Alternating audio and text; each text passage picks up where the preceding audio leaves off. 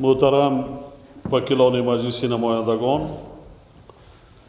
قبل از همه شما را به مناسبت سزاوار گردیدن به باوری مردم و به مقام وکیل خلق نائل شدنتان تبریک گفته به هر یک شما جهت تهیه و قبول قانون‌های جوابگوی به طلبات جامعه برای کار آرزو می‌نمایم.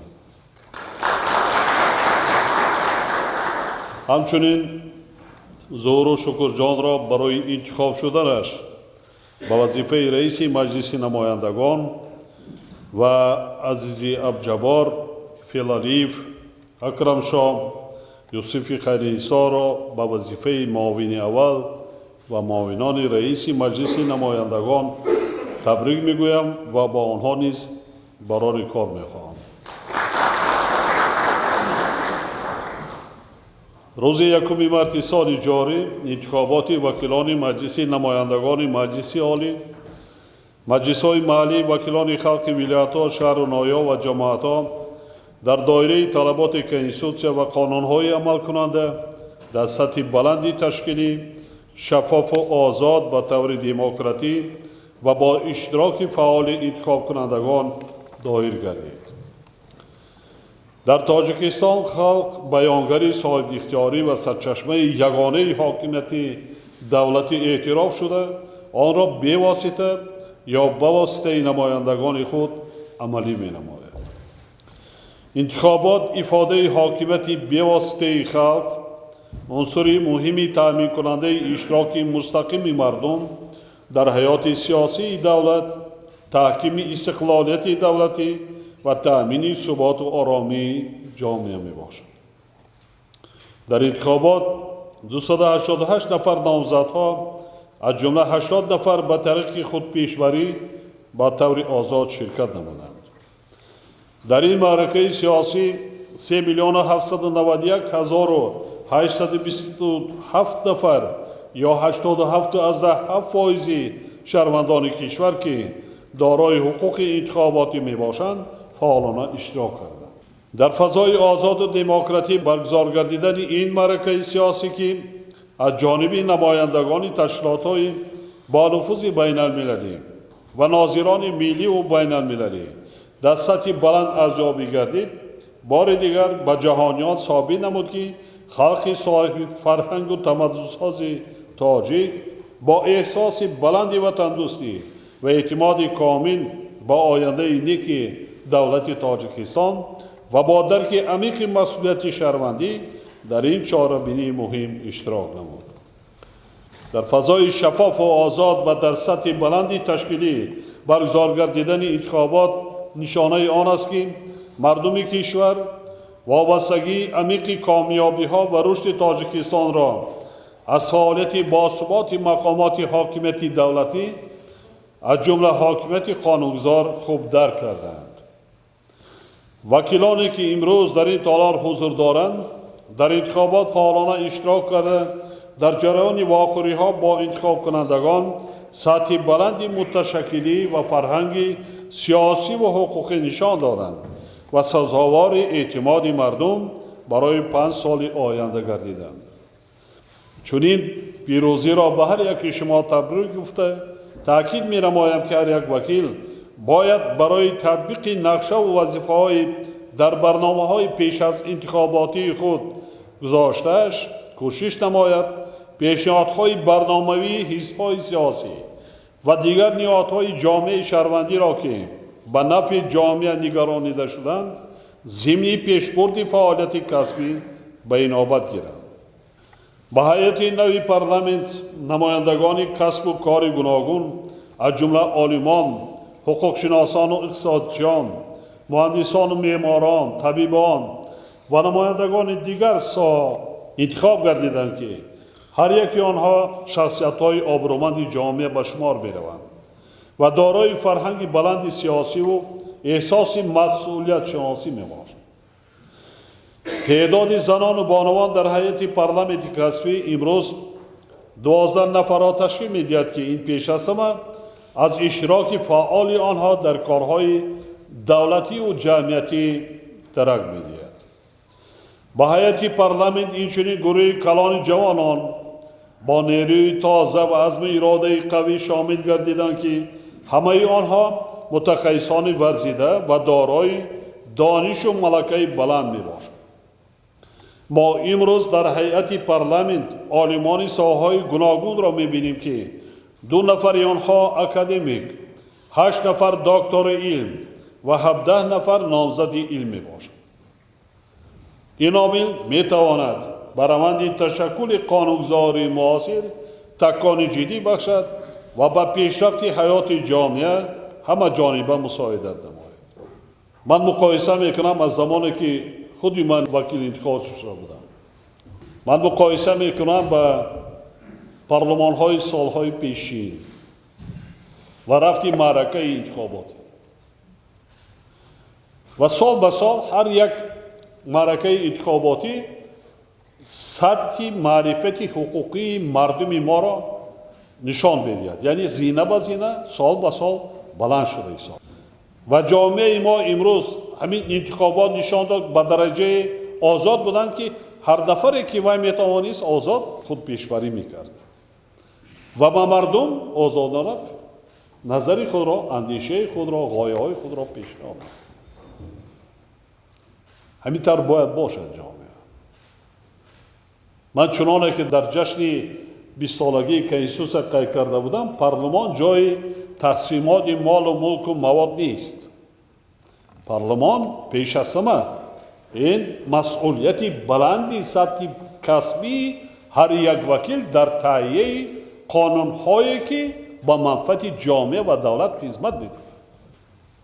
ҳар як узви парлумон бениҳоят масъулияти баланд доштанаш дар кор ҳам аз лиҳози касбӣ, ҳам иродаи мустаҳкам, ҳам дар ҷодаи ҳимояи манфиатҳои миллию давлатӣ ва инчунин дар ҷодаи пешбурди сиёсати амалӣ шудани сиёсати хориҷии дохилии мамлакат. парлумон бениҳоят бояд фаъол бошад. вазифаи муқаддаси шумо танҳо як таҳияи нашру қабули қонунҳо нест. амали қонунҳо, барномаҳои давлатӣ, стратегияҳое ки аз ҷониби ҳукумат, давлат ва парлумон қабул мешавад дар ҷомеа аст. дар ҳамаи самтҳо амалӣ шудани сиёсати хориҷӣ ва дохилии мамлакатро нест. ҳар як шахси мансабдор, аъзои ҳукумат, аз президенти мамлакат сар карда дар назди парлумон ҳисоботдиҳанда аст, масъул аст. яъне парлумон ҷои баҳс аст. ин маънои онро надорад ки ҳар як лоиҳаи қонуне ки аз ҷониби ҷи ҳукумат ва дигар сохтору марбутое ки ҳуқуқи қонун пешбарӣ доранд, парлумон бояд аз ҳама лиҳоз сатҳи баланди касби экспертизаи ин қонунро гузаронад. дар фаъолияти тамоми самтҳои хоҷагии халқи мамлакат парлумон ҳам масъулият дорад. агар ҳамаи қонунҳоро қабул кунем, хоб аз он ҷумла бюҷети давлатро, бюҷети давлат ҳукми қонунро мегирад баъди тасдиқ дар парлумон. лекин рафти иҷрои бюҷет, хароҷоти он, сарфакорона истифода бурдан, ин вазифаи танҳо як ҳукумат нест. ин вазифаи назорати бевоситаи парлумон ҳам аст. чунки лоиҳаи қонун дар бораи бюҷети давлатӣ ин ҳукми вақти қонунро мегирад, қонунро рафти иҷроша бояд парлумон назорат кунад. бо масъулияти баланд ва пок виҷдонона ҳар як вакили мардумӣ бениҳоят аз лиҳози сифати парлумони имрӯза сатҳи баланди касбӣ дорад. ҳатто баъзан вазирои бениҳоят соҳаи вазорати иқтисоду дигаро аз ҷониби ҳизби халқи демократӣ ба ҳайати парлумон пешниҳод кардем ки сатҳи касбияти парлумонро баланд бардорем. давлати соҳиб истиқлол бе парламент вуҷуд дошта наметавонад. ҳамин аст ҳокимияти қонунгузор, ҳамин аст иштироки фаъоли ҷомеа, мардум, интихобкунандагон ба фаъолияти роҳбарӣ ё ки иштирок дар фаъолияти давлатдорӣ یکی شما هستید. مردم شما را انتخاب کردند. یعنی همه مردم اشتراک کرده نمیتونه. یکی با واسطه وکیلان خود در فعالیت تمام شاخه‌های حاکمیت یعنی همکاری میکنند. پاک وجدان بودند در کار. دست دلیلتی پاک داشتند در کار.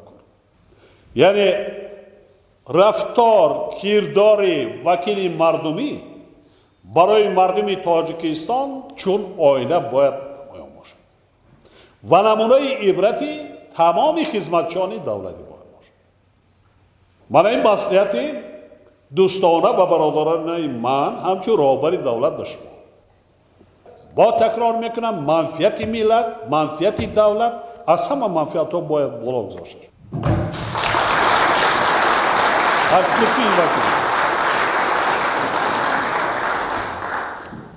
حاضرین گرامی، بنیاد دولت نوین در واقع تلاش و زحمت زیاد را تقاضا میکند و برای عملی ساختن روند اصلاحات سیاسی و اقتصادی و اجتماعی و فرهنگی کشور با وجود آوردن زمینه با اعتماد حقوقی ضرور است. با در نظر داشت این ما هنوز از آغاز دوران صاحب استقلالی برای تأمین فعالیت معتدل حاکمیت قانونگذار تمام شرایط مساوی را فراهم آوردیم. زیرا تنها با راه تنظیم قانونی روندهای مختلف حیات و مناسبت‌های تشکل یابنده جامعه که در دوره گذشته قرار داشت و مردم کشور با مرحله سازندگی و بنیادکاری قدم‌های نخستین می‌گذاشتند، نائل شدن به پیشروی‌ها، عملی گردانی هدف‌های استراتژیکی دولت و بلند برداشتن آبروی اعتبار تاجیکستان در عرصه بین‌المللی امکان پذیر بود. ما حیات داخلی کشورمان را در علاقه‌مندی با روندهای زود تغییر یابنده جهانی تحلیل کرده، راه رشد منبع آن را معین کردیم و سیاست متوازن خارجی را با در نظر داشت احترام پرینسیپ‌های حقوق بین‌المللی راه اندازی نمودیم. همچنین ما در راه عملی شوی مقصد و مرام جامعه نوین یعنی بنیاد دولت دموکراتی و حقوق بنیاد و دنیوی و اجتماعی قدم‌های استوار گذاشتیم و سیاست دولت و حکومت کشور را برای باز هم وسیع‌تر وارد نمودن معیارهای از جانب جامعه جهانی پذیرفته شده به نظام قانونگذاری ملی روانه نمودیم. به خاطر تحکیم صلح و وحدت، تأمین رعایت حقوق شهروندان، گسترش روندهای دموکراتی، تأمین رشد استوار و بامرام ساحه‌های اقتصادی و اجتماعی، اینچنین جهت مستحکم نمودن پایه‌های دولتداری و تهیه و قبول قانون‌ها در اساس اصلاحات کنستانی پارلمانت کسبی را تأسیس داد. امروز پارلمانت کسبی به صفت یک شاخه حاکمیت در تهیه و قبول قانون‌های جوابگو به طلبات جامعه نوین و تحکیم حقوقی کشور نقش نظررس را اجرا می‌نماید. تشکل و رشد پارلمانتاریسم ملی از جمله فعالیت با مرام وکیلان خلق ثابت ساخت که این نهاد در پیشرفت و نگاه داشتن اعضای جامعه تأثیری بواسطه می‌رساند. در 5 سال گذشته در نتیجه همکاری با دیگر سوبیکت‌های تشبث قانونگذاری، وکیلان مجلس نمایندگان مجلس عالی دعوتی 4 زیاده از 600 قانون قبول کرده، بیش از 200 سازشنامه و قراردادهای بین دولتی و بین المللی را به تصویب رسانیدند که همه آنها در مجموع به حفظ انسان و حقوق و آزادی‌های او، حمایه منفعت‌های دولت و تشکیلات‌ها، پیشگیری جنایتکاری و تأمین ترتیبات جمعیتی، اینچنین پیشرفت ساحه‌های مختلف حیات جامعه روانه گردیدند. اطمینان دارم که شما وکیلان این انتخاب شده در راه ایجاد قانون‌ها و قبول آنها تصویب سندهای حقوقی بین المللی برای کشورمان ضروری سعی و کوشش بیشتر میکنید و در تحکیم پایه‌های حقوقی حیات دولت و جامعه سهمی ارزنده گذاشته با در نظر داشت وضع ساحه‌های مختلف حیات جامعه قانون‌های با معیارهای جهانی متمدن جوابگو را تهیه و قبول خواهید کرد. وکیلان هنگام قبول قانونها باید به صفت آنها اهمیتی اولین درجه دهند و قانونها را از لحاظ جوابگو بودن به طلبات زمان و جامعه اساسناک نمایند. با این مقصد فعالیت حاکمیت قانونگذار باید تنها به قبول قانونهای روانه کرده شود که آنها ثبات سیاسی و اجتماعی جامعه را تأمین نمایند. قانونها باید با در نظر داشت دورنما و هدفهای آینده رشد دولت ملی و پیوند ناگسستنی آن با جامعه جهانی، همچنین به خاطر تحکیم زمینه‌های جامعه شهروندی و با درک مسئولیت بلند در نزد آینده دولت و ملت تهیه و قبول کرده شد.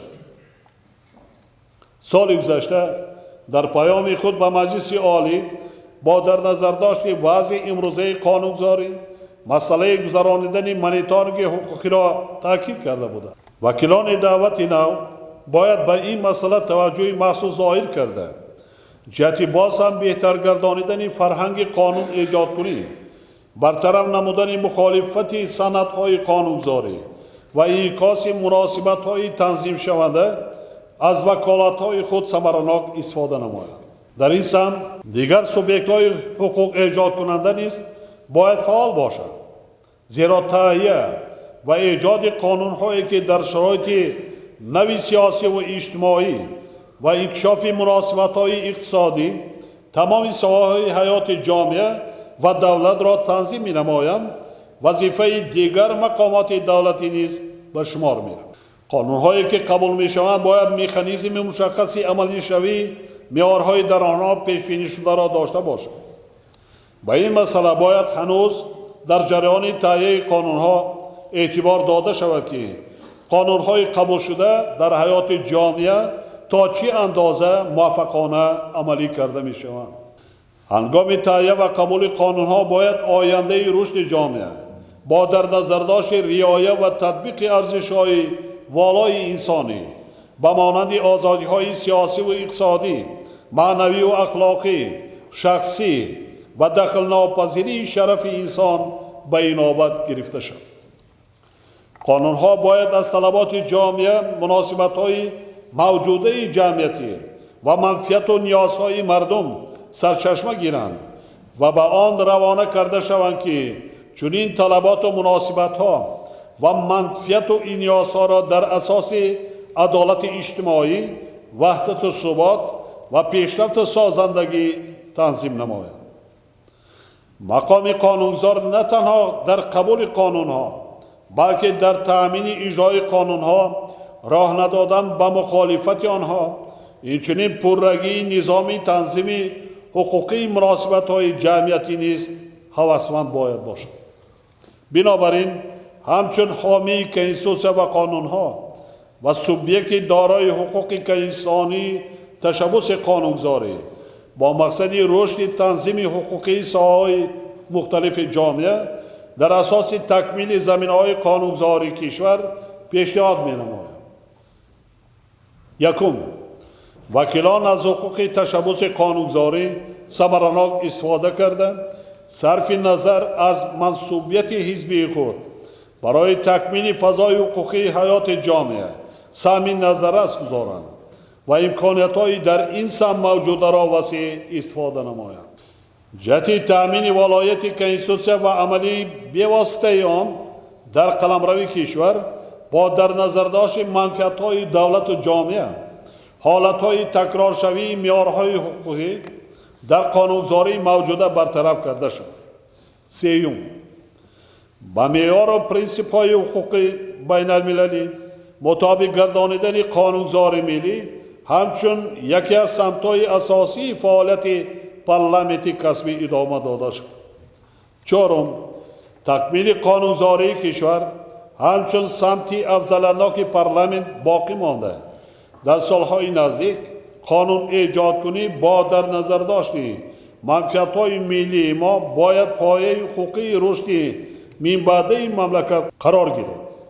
پنجم، ضمن تهیه و قبول قانونها با صفت و ثمرناکی آنها اهمیت اولین درجه داده شود، زیرا دورنمای انکشاف قانونگذاری با در نظر داشت اصلاحات ساحه‌های مختلفی حیات جامعه تقاضا میکند که معیار قانون باید عملی شونده و به طلبات زمان جوابگو باشد.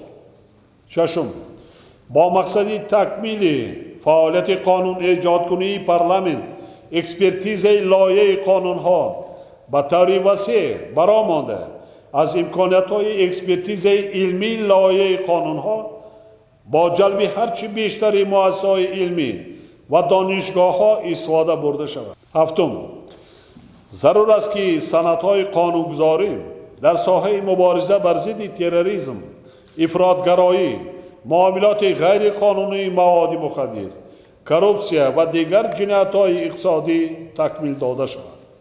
هشتم، وکیلان همکاری دائمی را با انتخاب کنندگان خود که آنها را نمایندگی می‌کنند و با رأی آنها به کرسی وکیلی شرف یاب گردیدند برآمده با مسئله حل مشکلات آنها بی‌طرف نباشند و کوشش نمایند که سزاوار اعتماد انتخاب کنندگان باشند.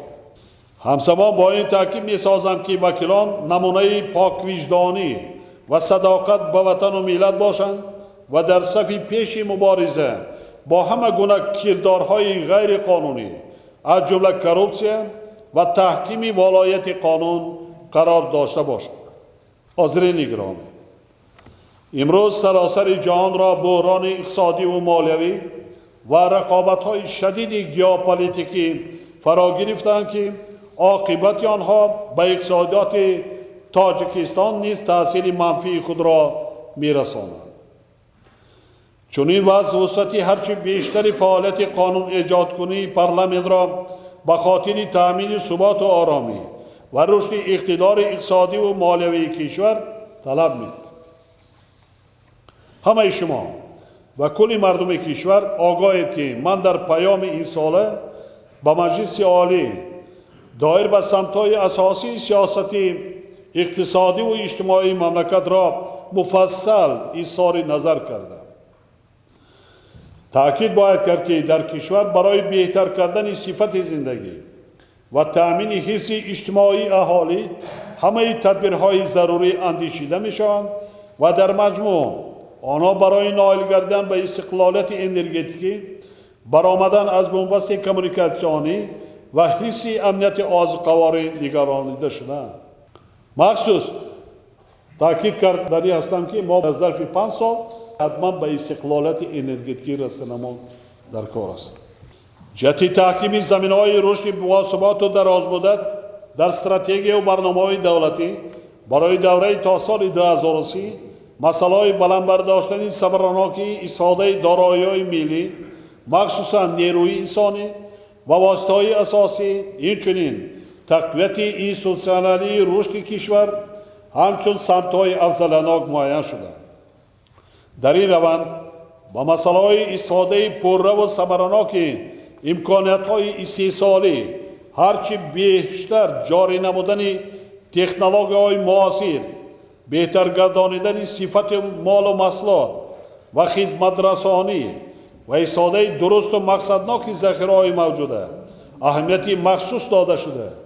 جهت با جای کار تامین نمودن اهالی و تحکیم اقتدار صادرات این مملکت رقابتناکی اقتصاد ملی بلند برداشته می‌شود. سیاست بودجه دولت در دوره میان مدت با تامین رشد استوار اقتصاد ملی، عملی نمودن افضلیت‌های استراتژی دولت و حل مسائل اجتماعی اهالی روانه گردیده است. برای پیشگیری خطرهای احتمالی فیسکالی و پس نمودن تأثیر منفی عامل‌های بیرونه به اقتصادیات کشور، اینچنین برای اجرا گردیدن نشانده‌های بودجه دولتی سال 2015 تمام تدبیرهای ضروری اندیشیده می‌شود. فعالیت و نقش مجلس نمایندگان در این سمت نیز باید نظررس باشد.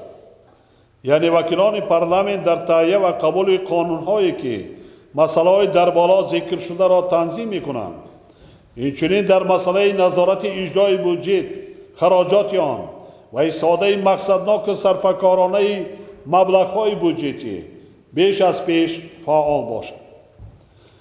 فعالیت پارلمانتی کشور در این سمت باید با در نظر داشتیم هدف‌های استراتژی و افضلیت‌های سیاسی دولت در ساحه‌های گوناگون حیات سیاسی و اقتصادی و اجتماعی و فرهنگی برآمده شد. این تدبیرها امکان خواهند داد که نظام حقوق و قانونگذاری کشور پایه تکمیل اداره دولتی، حفظ حقوق و آزادی‌های انسان و شهروند، همچنین منفعت‌های جامعه و دولت گردد. تحکیم قانونیت، ترتیبات حقوقی با شرایط نوی حیات جامعه، مطابق گردانیدن قانونگذاری و قبول قانون‌های ملی با در نظر داشت منفعت‌های دولت و جامعه زمینه رشد استوار نظام حقوقی کشور میباشد. در شرایط تأثیر عقیده‌های ضرر آور با مفکوره جوانان، درست برآمدن تربیت حقوقی اهالی و در روی احترام و رعایت قانون‌ها با رسانیدن نسل نو است یکی از راه‌های اساسی و ثمرناک راه‌اندازی هدف‌های اصلی سیاست حقوقی محسوب می‌شود. ما تجربه خوب جلب شهروندان را با محاکمه لایحه قانون‌های ملی داریم که این اقدام با نتیجه‌های خوب انجامید. ادامه دادن این تجربه می‌تواند برای باز هم مستحکم گردیدن همکاری‌های حاکمیت قانونگذار با جامعه شهروندی همچون سوبیکت فعال حقوق ایجاد کننده با صفت قبول قانون‌ها تأثیر مثبت رساند. تحکیم همکاری‌های بین پارلمانتی مقام قانونگذار کشور، توسعه همکاری‌های دو جانبه و بسیار جانبه با کشورهای دور و نزدیک با مقصد رشد قانونگذاری تجربه خوب میباشد. در برابر این ذکر باید کرد که وکیلان محترم باید از تحولات و دیگرگونی‌های اقتصادی و اجتماعی و سیاسی و فرهنگی جهان امروزه پیوسته باخبر و همقدم زمان باشد. محترم وکیلان مجلس نمایندگان، در شرایط وضع زود تغییر یابنده جهانی، تامین صلح و ثبات سیاسی، آبادی آینده وطن، پیشرفت با مرام همه ساحه‌های حیات مملکت، احترام معیارها و مقررات قانونگذاری، حمایه منفعت‌های عالی ملی و دولتی از حالت با مرام مقام قانونگذار کشور وابستگی عمیق دارد. در زمان معاصر نقش و موقع حاکمیت قانونگذار و صفت رکن مستقل در تشکل دولت دموکراتی و حقوق بنیاد بسیار ارزشمند بوده. وکیلان مردمی باید با خدمتی صافدلانه و صادقانه به نفع مردم و برای تأمین ثبات سیاسی و اقتصادی رسالت مهم این شاخه مستقل حاکمیت دولتی را ادامه دهند. برای این وکیلان مردمی باید تمام کوشش و ملکه و مهارت کسبی خود را به خاطر تحکیم زمینه‌های حقوقی کشور، تهیه و قبول قانون‌های دموکراتی سفربر نمایند که این در نوبت خود به گسترش منبع اصلاحات اقتصادی و اجتماعی و حل مسائل حیات جامعه مساعدت می‌کند. همچنین وکیلان باید همکاری‌های خود را با حاکمیت اجرایه، حاکمیت سودی و انتخاب کنندگان خود تقویت بخشند و به خاطر رشد دولت و دولتداری و تحکیم پایه‌های استقلالیت دولتی هرچی بیشتر جهد و تلاش ورزند. در این کار نهایت پرمسئولیت به خاطر پیشرفت آینده تاجیکستان، تأمین رشد باثبات اقتصادی و اجتماعی، ولایت قانون و حفظ حقوق و آزادی‌های شهروندان مملکت با همه شما وکیلان محترم برای کار آرزومندم. سلامت باشید. موفقیت برای کار.